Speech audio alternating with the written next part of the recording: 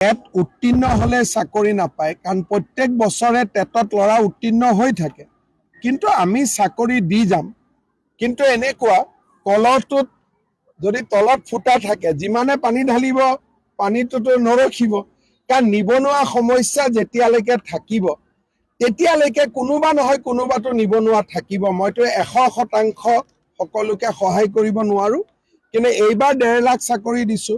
অহাবাर চেষ্টা करीम 2 लाख दिवर करने। एविक्शन आज भी तेजपुर में चालू है। अभी तक 1.5 लाख बीघा जमीन मुक्त किया गया है। इस बार उड़ियाम घाट में एविक्शन होने का कारण कम से कम 12,000 लोगों का ये वोटर लिस्ट से नाम हटेगा।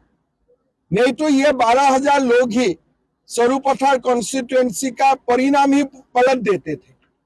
गतिके किमान लाभ होइसे अखमिया मानुहर সেই কথাটো আমি সদায় মনত ৰাখিব লাগিব। কথা কোনবাই অস্ত্ৰ ৰাখিব কেনেকে পাৰিব? লাইসেন্স ল'ব লাগিব।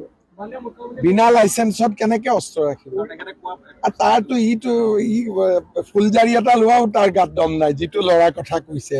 এনে মুখত পালে যোনে পাই জিকে কৈ দিয়ে। জানো যে এই দুজন ব্যক্তিয়ে কা আন্দোলনৰ সময়ত আজাদী বুলি তেওঁলোকে ভাৰতক খণ্ডিত কৰাৰ এক ষড়যন্ত্ৰ কৰিছিলে।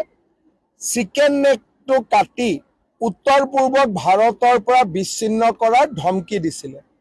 আজি সুপ্ৰিম কোৰ্টে তেওঁলোকৰ জামিনৰ আবেদন নাকচ কৰিছে। এই ৰায়ক মই স্বাগতম জনাইছো।